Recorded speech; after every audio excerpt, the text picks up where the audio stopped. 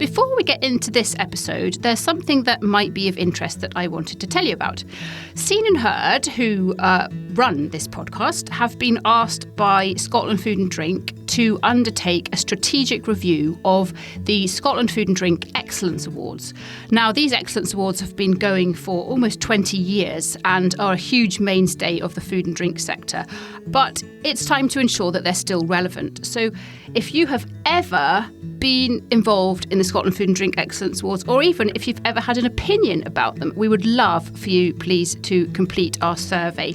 So if you go to the On Farm Twitter, which is at @on_farm UK, and click the link in the bio, there will be a tab in there that will take you to the survey, and it should only take you a very short while to complete, but we would be enormously grateful.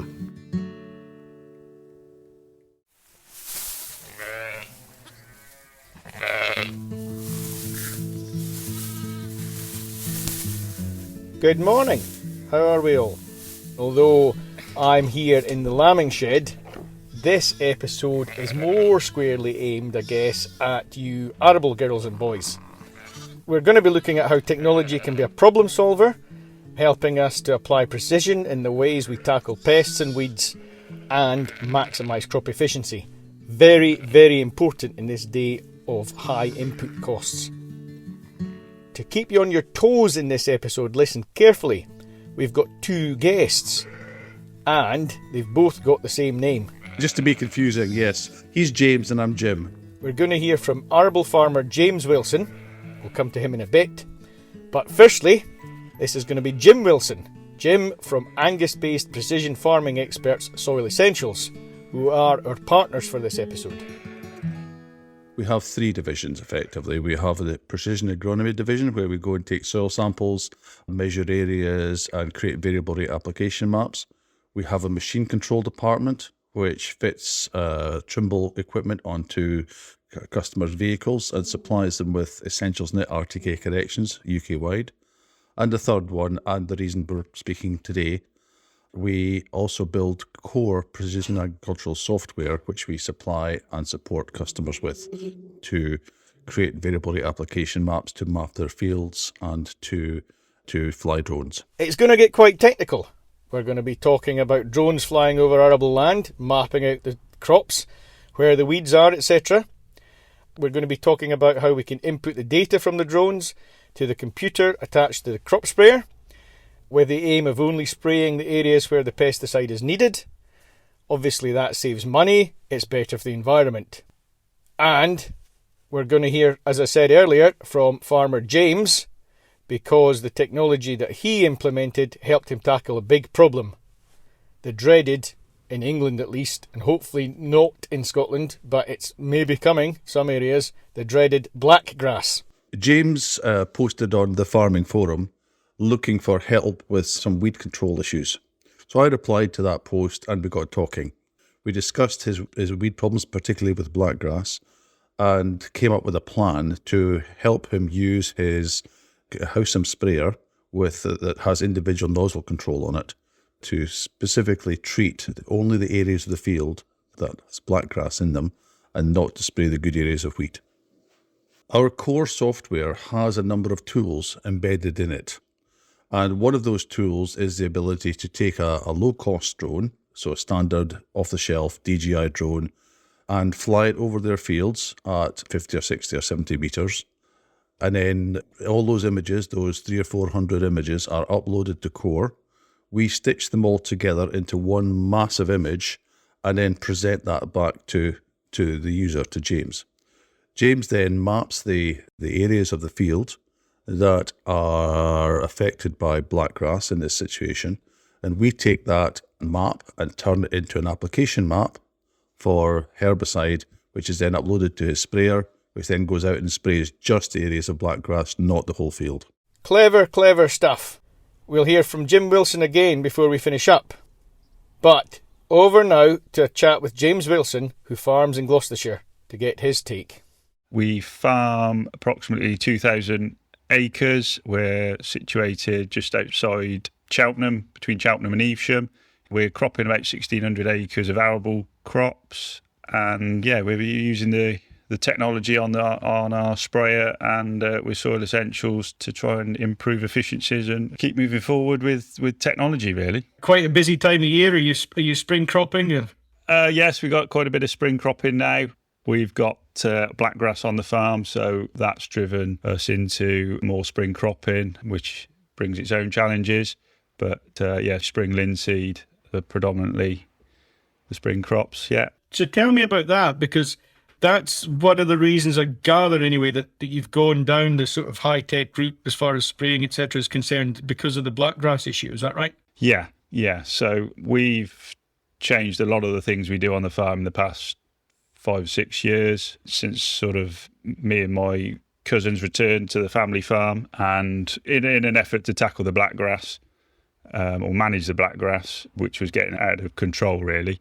Now it's back in control, and we've been direct drilling and cover cropping, spring cropping, and the technology with the sprayer is just sort of another tool in the armoury to try and get on top of this blackgrass, and hopefully other benefits as well. How do we, just from a Scottish perspective in particular, from our podcast listeners, we've got podcast listeners basically all over the world, but quite a lot of farmers in Scotland, and I guess thankfully we're not as familiar, we're not as inundated, we've not been as affected by the blackgrass issue as obviously you have. Just give us a wee bit of a feel for what it was like when you say, you came home to farm and blackgrass was a real problem. What was that like? So the sort of standout for me was I came back in harvest 15, and harvest 2016 was particularly bad for blackgrass in our area.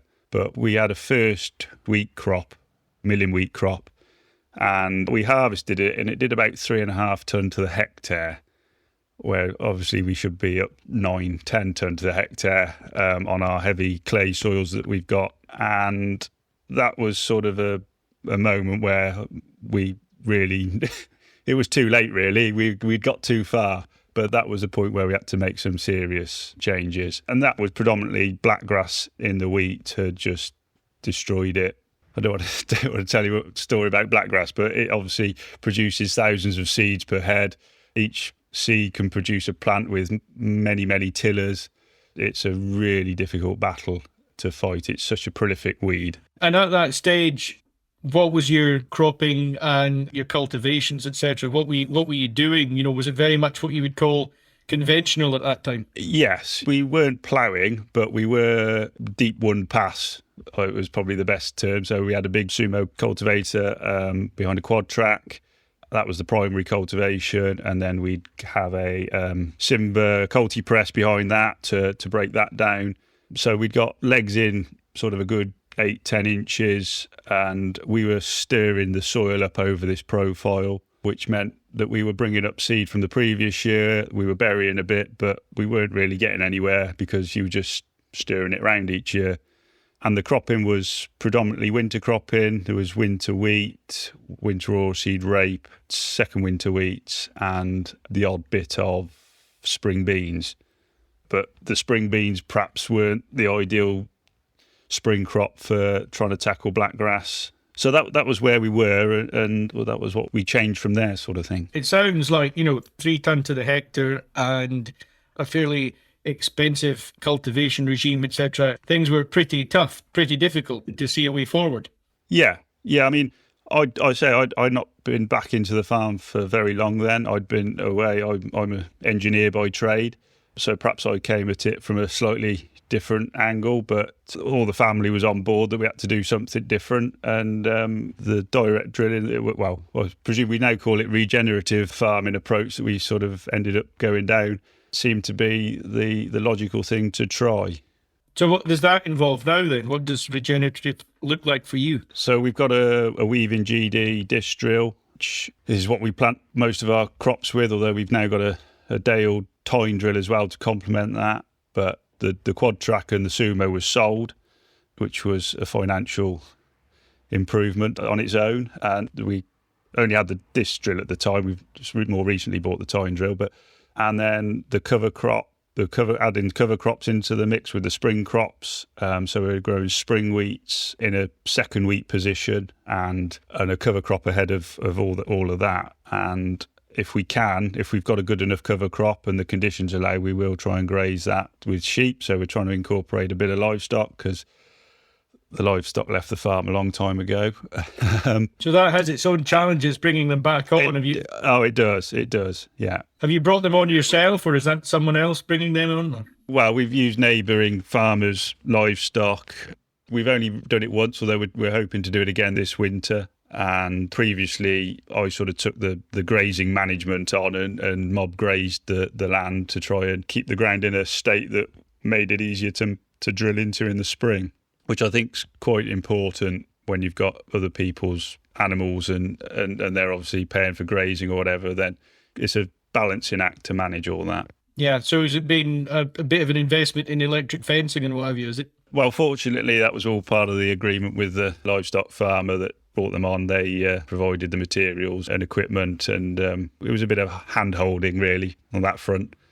We haven't got the skills for livestock, really, so it's all the infrastructure, so it was a bit of a learning curve the first year. It could be an answer to, soil fertility and ease of working soils and just improving things in general for a lot of arable farms. I mean, are you finding that it works and it's going to be something that you'll keep going with? Yeah, I mean, it didn't show up any negative benefits in the following crop. It managed the cover crop because you get to this time of year when a cover crop's been planted in early August and the cover crop's going to seed. You've got blackgrass in that cover crop going to seed. If you leave it for another 2 months, 3 months, then that seed could be viable. The spraying it off now sort of defeats the point. So it was a good way to manage the cover crop, and with the benefits of a bit of muck in the mix as well. It takes time out of your day, but then again, you're not burning diesel, running around with a tractor and a muck spreader spreading muck. So I didn't really see the time invested in that as a complete waste of time. It's better to the alternative. So you used the term yourself there, James, regenerative agriculture, and we've got a lot of brickbats being thrown at farmers, especially livestock, but arable as well. Do you think that the way you're going, does it make you feel that your business is more sustainable and more of what people might accept in terms of how a farm should look, as it were? Yeah, I mean, there's a lot of education required in this for the general public, isn't there? But I've done carbon audits on the farm, and that's all looking pretty positive in that we're sequestering carbon with our direct drilling and cover cropping regimes. And I think, it's quite clear that it can be done, and we can work with the environment to still produce food, but in a carbon-friendly way. So, yeah, fuel usage is significantly down per hectare of arable farming, for sure. You're sequestering carbon. You've got what you can be proud of as a more sustainable system, but just actually on a burning carbon thing, you must be doing a lot less of that now as well, in terms of diesel and even fertilizers. Well, we're predominantly, yes, but we've got the whole spectrum almost. We've got Cotswold brash up on the Cotswold Hills. We've got 250 acres up there, and we come down onto the sort of lower land where we've got some irrigated vegetable ground, which is very nice, and you struggle to get too much wrong there. And then we move further on down into the Evesham Vale where we're on really heavy clay. There was a brick factory at the end of the farm, so it really is stuff you can make bricks with. So again, going from a quad track and cultivating it 8 inches deep to that is just a recipe for melting metal, burning diesel, and to get away from that must be a relief all round, really. I mean, it was part of the reason we had a quad track, I suppose, is that it was heavy ground to be moving around, and that sort of depth it needs a lot of power to pull that sort of equipment through it. So coming out to the ground with the steel has made a big saving. So we move on to not so much the kind of the cultivations and the physically moving the soil and things, but I guess the more real kind of tech and software and hardware stuff that you're using to manage crops and monitor the black grass, because it wasn't just a case of saying there's black grass there across a whole field, we need to deal with it. You've gone into the kind of, dealing with this where it is and treating crops differently where they're doing well and that sort of thing, haven't you? Yeah. So, I mean, 6 years ago, we were doing variable rate drilling, and we sort of stepped back from that because the black grass was a layer of information that we didn't have in our seed maps. Seed maps are generally based on soil type, which is fine, but we were finding that there's bigger issues than the soil type to drive the seed map. So the black grass was a driver for actually going away from some technology there, and we just upped the seed rates as a blanket across the field, across the farm, field by field almost. But then the sprayer technology, we've been progressing. So we've been individual nozzle control for 10 to 15 years. I can't remember the exact time we got the first one, but I think we're on our third sprayer with individual nozzle control. We were one of the early adopters of that system. We've seen the benefits from that early on, in that chemical usage was down significantly, which is obviously another major cost for the farm. So we saw the benefits of that straight away. So when it came for the change of sprayer again in 2016, we went for a newer, the next step in that technology, which is, we're still working on it now, but we are getting there, in that it's individual nozzle with variable rate control across the boom. So that means that rather than just simply being able to on or off close individual nozzles, you can actually vary the rate to individual nozzles. Is that what you're saying? Exactly. Yes. Yeah. So our system is slightly different on our sprayer in that we have 4 nozzles per body. So each body's at 0.5 metre spacing. So on that body with the 4 nozzles, they're all facing down, and any combination of those 4 nozzles can be turned on and off electronically. So you can have one of either of them, you can have 2, you can have 3, you can have all 4 spraying. And that, with the correct nozzles fitted to each position, would then enable you to have a combination of up to 16 different rates at each individual location. So it's a massive level of accuracy, but we haven't quite got there yet with that. I mean, part of the problem with that is having the data to put into it that's accurate enough. But the individual nozzle control, because we're now able to input maps into that, that's then enabled us to map the black grass and spray it just with an on-off sort of approach. So talk us through that, and we do have some listeners who won't even be familiar really with what we're talking about when we mean nozzles. So you've got your boom on the sprayer, which at your width is how wide? So we're 24 metres. 24 metres. So the 24 metre boom on the back of the sprayer, and it's got nozzles all along it. And what we're talking about here is basically being able to target where there's weeds or where there's pests or whatever by varying the rate or closing or opening those nozzles so that we can control exactly where the chemical goes. But I think the big question now is, tell us a bit about how that works, James, because it's presumably not just you in the cab of the tractor looking out the window saying when to switch on, when to switch off. No, it's not. So there's numerous ways, but the lower accuracy method, I suppose, or one way, is to go out into the field on foot with your smartphone and walk round any weed patches that you've got or areas of crop that you've got that you want to treat separately to the rest of the field. And by walking around it, you drop a pin on your phone and mark out shapes, polygons, whatever, triangles, whatever shape you want, really, and then transfer that into the computer on board the sprayer. And then it's a case of just driving up and down the field. You don't need to turn the actual spray system on and off. It will automatically turn it on and off when it reaches these areas of the field and will apply or not apply, depending on what you're trying to do to these areas as you go. The other way, of course, is using the drone to fly the field and map the field, which can be done with surprising level of detail. Yeah, much more accurate, much easier to do regularly, to update. Yeah. So tell us a bit about that. How have you implemented drone technology then? So I bought a DJI Phantom Pro 4. So by using that, I use the part of the DJI app that allows you to map the field. So you fly the drone autonomously over the field. So you put a boundary in, which is your field boundary, and you tell it how many photos or what sort of resolution you require. And that will fly up and down the field in a bit of a zigzag, overlapping some of the images so that they can be then stitched together. So a 10-acre field may have 100 images, which are all stitched together to then make one big image.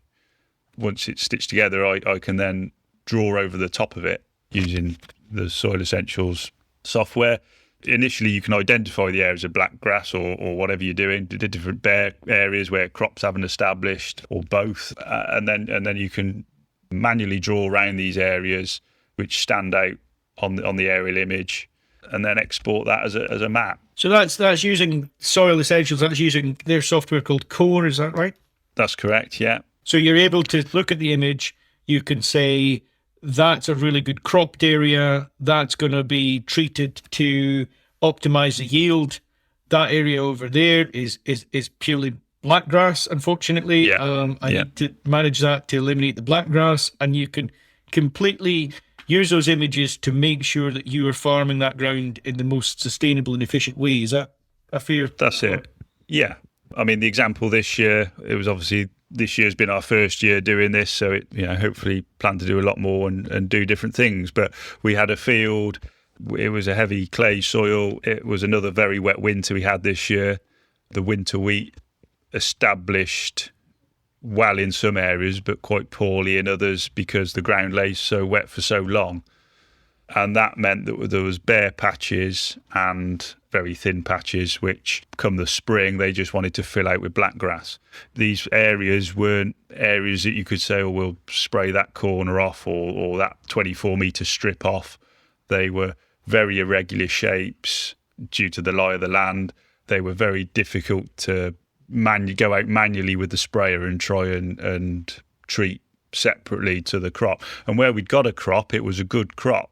It was a case of, without this technology, it would have been a case of either spraying the whole field off or lose the whole thing because of the level of black grass, or persevere with the whole field and deal with all the extra black grass seed that's shed for the next however many years. So it was fantastic to be able to use all this technology to actually have the best of both worlds and get rid of the black grass but save the wheat. This field in particular, we saved 66% of the crop. Unfortunately, it was later on in the season, so we didn't maximise the benefits, but we were then able to flip the map once we'd sprayed these areas of black grass out, so that when we did put the final treatments on for the wheat, whether it was fertiliser or pesticide, fungicide, whatever, we were then only applying it to the crop that was left standing and not these bare areas or weed areas that we'd desiccated earlier, a few weeks beforehand. So we'd save 33% on chemical and fertiliser then on that field. Yeah, and managed to treat the wheat that needed treated to get it to its sort of optimum yield level as it was potentially going to yield. Yeah. It must be quite exciting, having gone from a situation whereby things looked difficult and looked like, where do we go with this problem of black grass and it's taking, I guess in some ways you maybe feel like it's taking over, whereas you can now, it must be exciting to now be able to say, actually, sod this black grass, I can sort it out. Yeah, it is. It's quite a relief when you can say, well, we've got that horrible patch of black grass out there and it's not too much of a worry anymore because I know we can go out there and destroy it. We won't waste any wheat or any rapeseed or anything in the process, because we can be so specific and targeted with it. So it's like, in a way, it's like happy farmer, happy environment, happy crop. It's a win-win-win, isn't it? There's no real losers, no.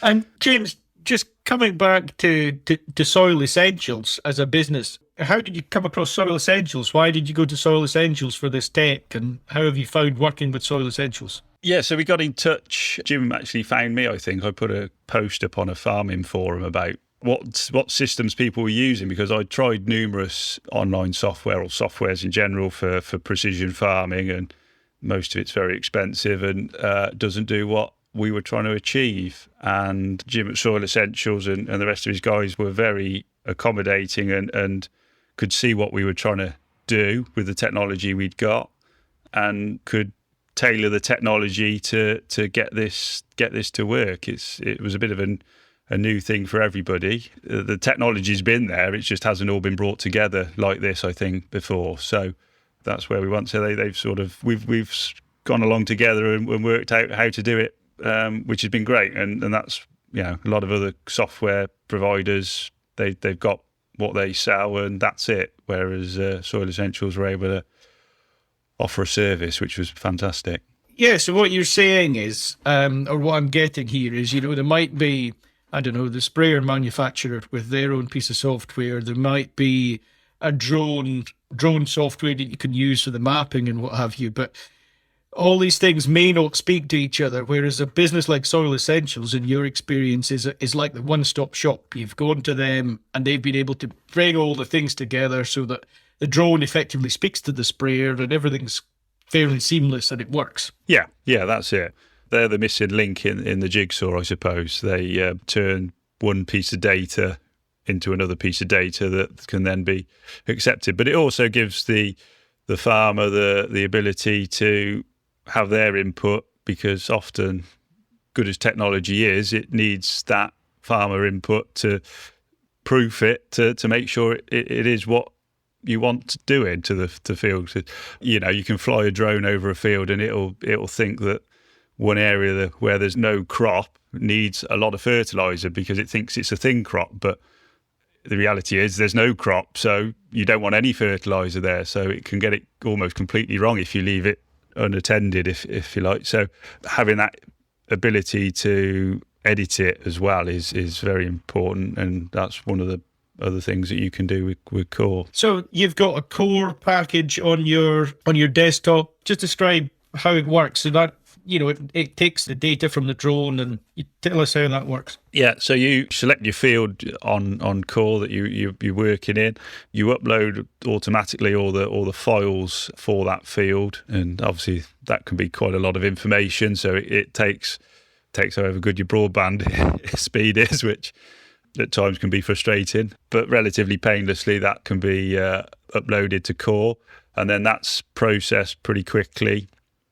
Then you've got effectively an up-to-date Google image of your field, which you can overlay with other images, satellite NDVI images. I mean, hopefully this year we've got nice even crops and no blackgrass, so we won't need to use it. But the likelihood is that we won't. So we will be using it, no doubt. It's not always easy to say what we're going to do, because until a challenge is presented to you, it's not always clear. But I mean, obviously there was going to be blackgrass to manage. Hopefully we can start doing it if we need to across multiple, bigger areas of the farm than we did last year. With fertilizer prices as they are at the moment, that's going to be the big one this year. We're making sure we're applying fertilizer to crop and not bare ground or crops that don't need it. So, yeah, I mean, absolutely. The fertilizer prices through the roof.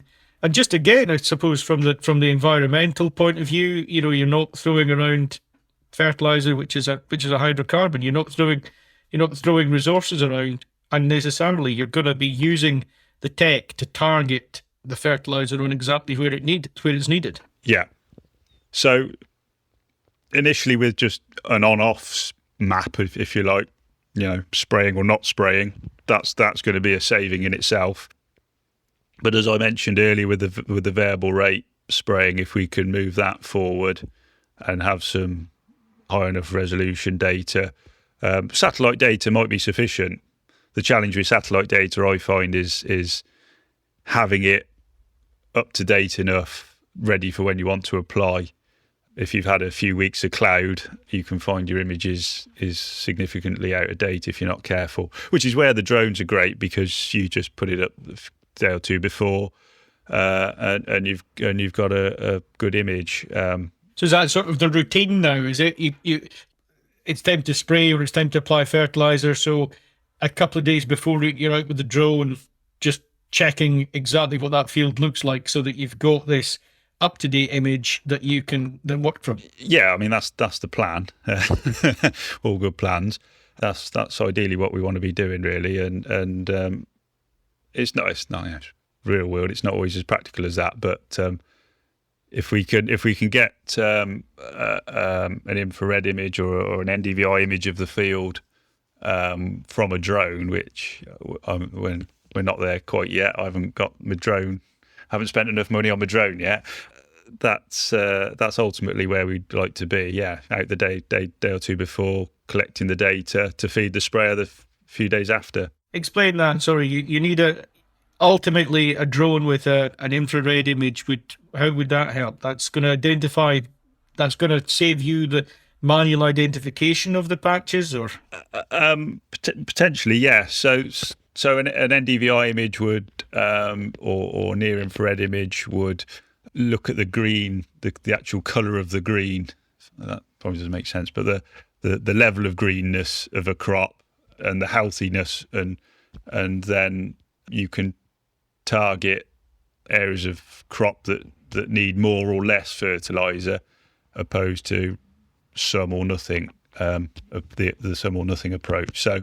And that needs different sensors on the camera to be able to, on the drone to be able to do that. But I'm sure working with SoilEssentials we can get there. Yeah, all these things are an investment, aren't they? But I'm beginning to sense that you're certainly justifying the investments that you're making anyway, by the sound of it. Yeah. I mean, with the fertiliser prices it's a lot easier to start justifying this technology. 12, 18 months ago, it wasn't perhaps as easy, but certainly, if these prices are the new norm, then every little saving we can make, you can start to justify it with thousands of pounds worth of technology. So, satisfied SoilEssentials customer James Wilson from Gloucestershire. A really interesting chat with him. I must thank him for taking the time. Now, back for a final word. This is Jim Wilson of SoilEssentials. It's nice to see James using our core technology in the way it was meant to be used. This is not rocket science anymore, this is just standard agricultural practice. James made a fantastic job of learning to use that drone and flying it, uploading the images to core and labelling the areas that had to be sprayed, the areas that were infested with blackgrass. It's really impressive how he's grasped the technology and is using it to his benefit. So it makes us who are farmers as well really happy and really proud that we've built something that is easy enough to use, so that someone who's never used it before can actually go in there and make a success in the first year. So if anyone's interested to find out more about SoilEssentials, you can find us easily online at SoilEssentials.com. We're on Facebook, we're on Twitter, we're on Instagram, or send me an email, jim@soilessentials.com. Thanks to Jim Wilson. Thanks to SoilEssentials, who were our partner for this episode. And just a reminder before we go, the On Farm podcast, which is a globally ranked food, agriculture and rural matters podcast. You can check this out on Listen Notes. We are benchmarking in the top 2% of global podcasts. I kid you not. You go on to Listen Notes and find that out for yourself. So the podcast is brought to you by our team here at Scene&HerdPR and Marketing. And you can get in touch with us to talk about any aspect of communications, marketing, PR, etc. That's it from me, and bye for now.